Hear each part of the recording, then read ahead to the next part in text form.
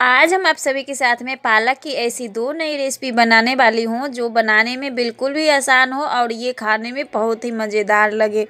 और ये रेसिपी को हम आज बिना पीसे बिना उबाले बहुत ही आसान तरीक़ा से झटपट में बनाएंगे और बनाने के बाद जो इन्हें खाएंगे वो प्लेट चाटे बिना रह नहीं पाएंगे।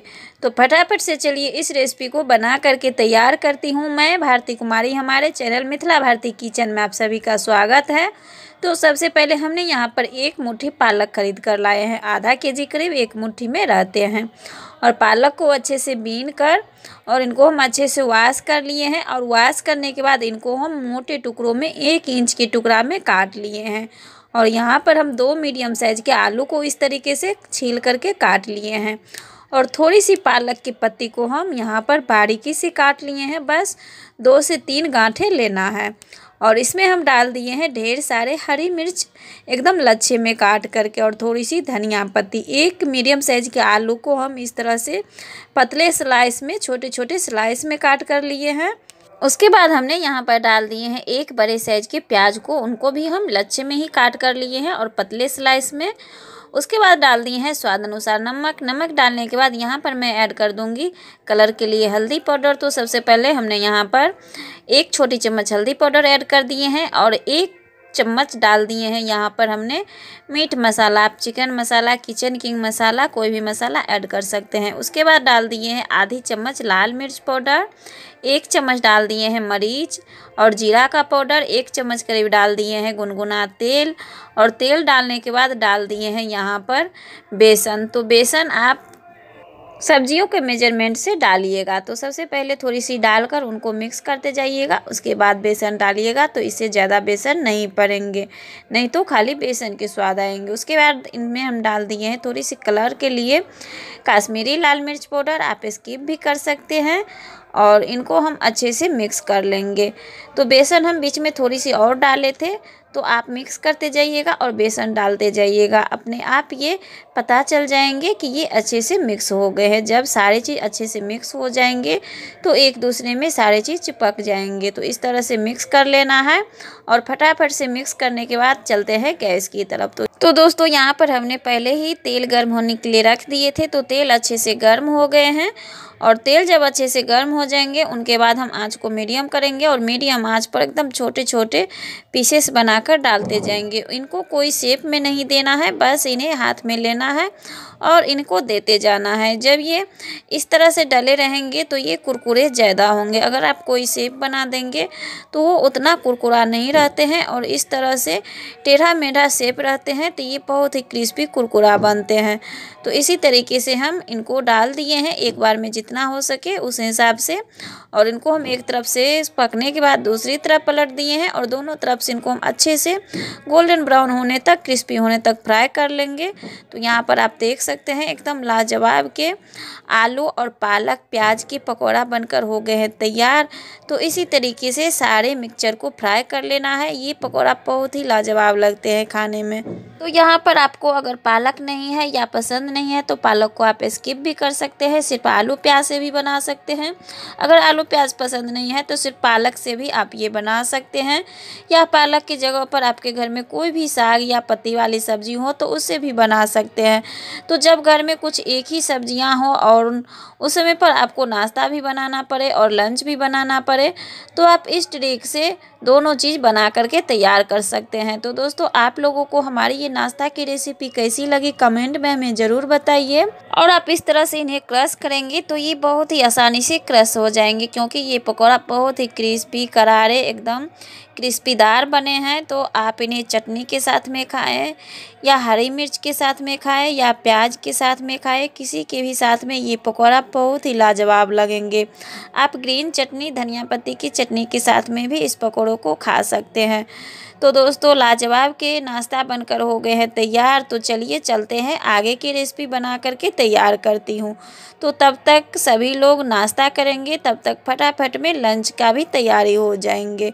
तो यहाँ पर हम एक कढ़ाई लिए हैं, इसमें हम डाल दिए हैं 3 से 4 चम्मच करीब सरसों का तेल।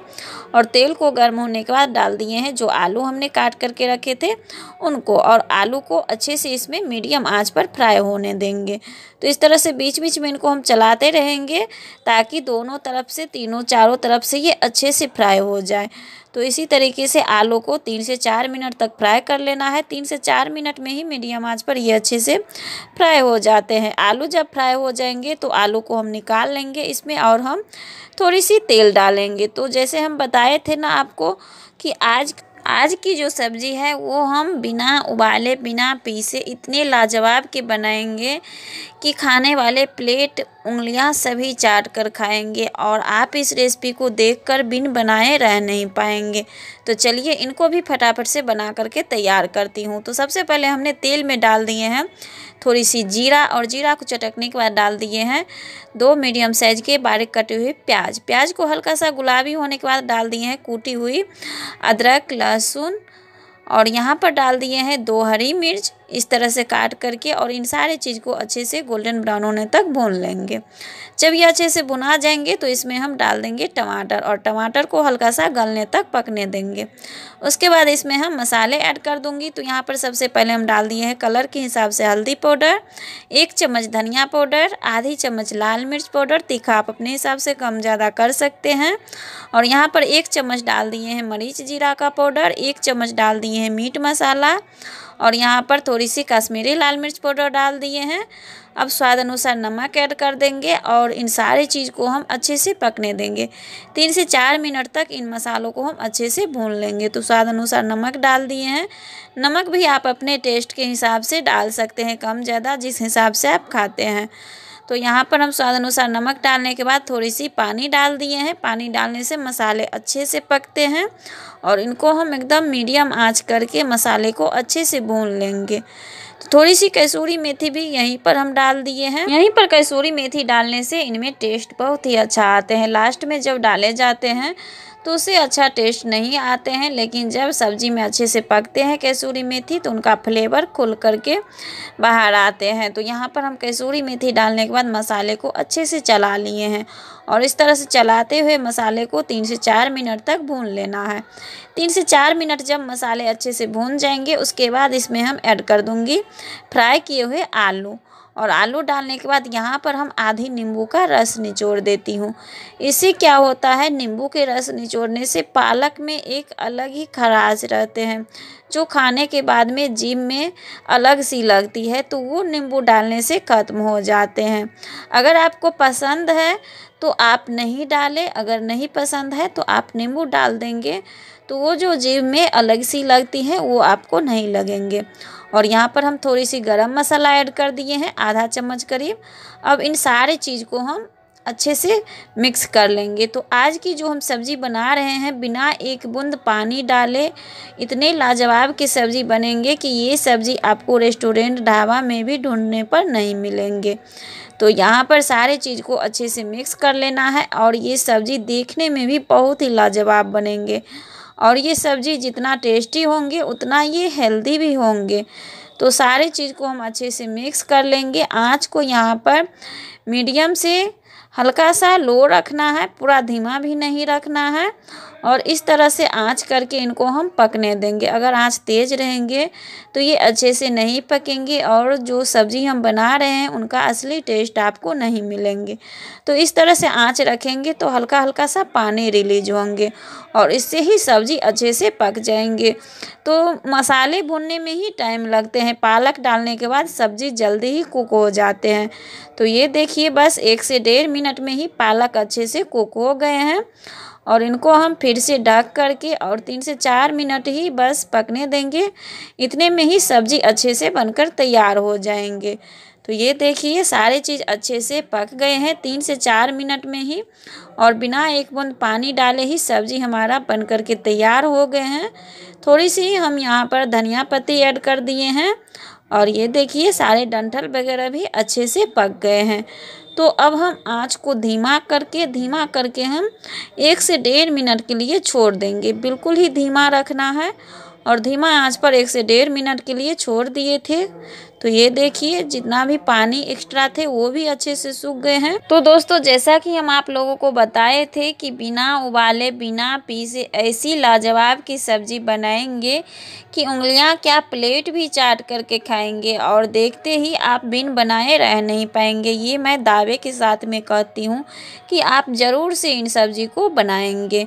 तो सब्जी हमारा बनकर के हो गए हैं तैयार। तो आप इन सब्जी को रोटी के साथ में खाएं, पराठे के साथ में खाएं या चावल दाल के साथ में खाएं, किसी के भी साथ में ये सब्जी बहुत ही लाजवाब के लगते हैं।